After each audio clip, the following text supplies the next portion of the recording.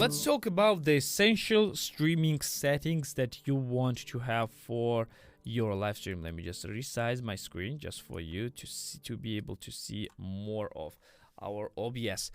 So there are few things, few kind of etiquette, kind of like things that you can do for your live stream in order to make it look better and more pleasant for viewers. And it was implemented more from the gaming side of the YouTube and Twitch, but it can be applied for practically any type of live stream that you want to create. And here are just some basic things that you want or you need to create in order to have a good live streaming setup. So let's say that you are live streaming some content. It doesn't matter what content you're live streaming. The basic things that you need to have, the first thing that you need to have is to have a stream starting screen. Ignore my transition. It's not going to be very essential. What you need to do is to have stream starting screen.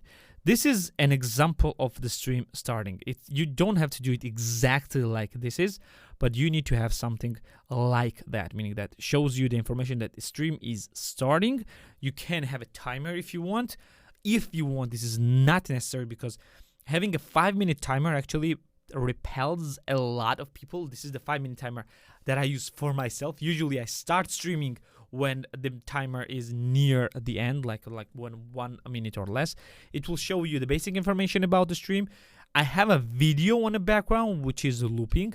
You can have a simple picture that you want and turn on some very quiet music. Just turn on your computer and just play it however you want. It's a very simple thing to have, like play it on your computer on the background for yourself. Viewers will be able to hear this. Just unmute this one right here and people will gonna be able to hear it. Very, very basic thing. So stream starting is important just to let you know, your viewers, when they jump into your streams, they understand, okay, stream is actually starting. You didn't miss anything and it's actually going to be live very soon.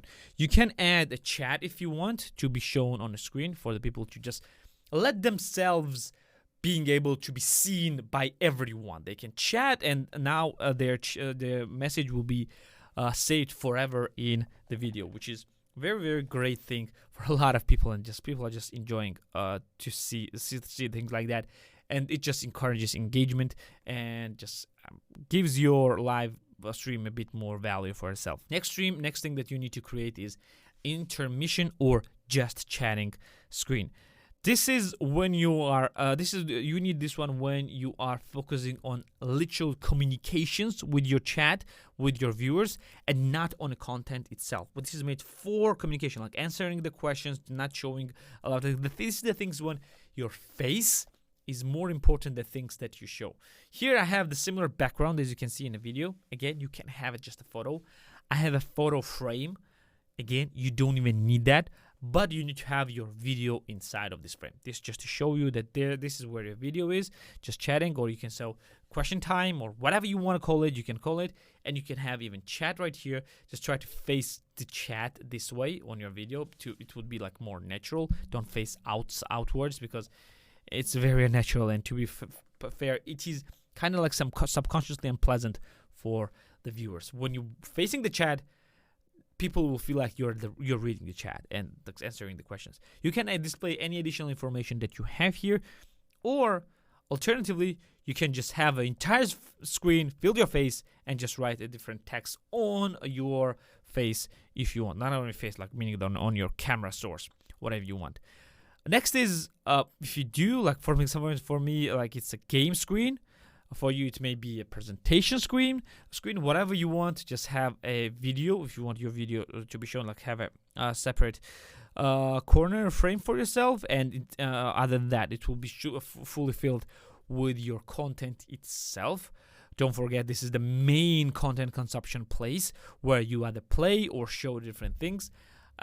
There's not a lot required here because whatever you do on the screen, it will be visible right here. Next is, if you do a longer form of streams, have a be right back stream, because maybe you want to have a break, maybe you want a bathroom break, maybe you want to bring something and show it like that. You don't want to leave the video on and just have an empty seat for yourself. Just turn this on, and when people are going to tuning in, or whomever was already tuned in, they will know that, okay, he'll be back soon. Just go and just don't leave the screen more than a few minutes long, because it's not like that. And just, you're a human being. Maybe you're streaming for 7 hours, I don't know, and you want to have some lunch and bring some food, or maybe you want to eat while the stream is live.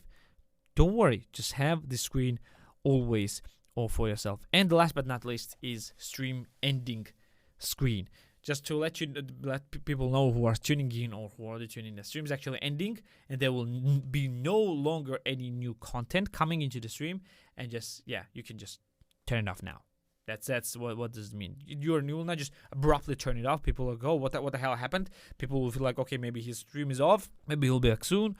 With this screen, they will know that, okay, stream is over and we need to go now. We need to go back to our jobs, or maybe to go to the other content. These are just a few things that will make your live streaming game on YouTube a bit more pleasant for your viewers and a bit more professional for yourself. Well, this will be it for the live streaming etiquette, and I'm going to see you in the next lecture.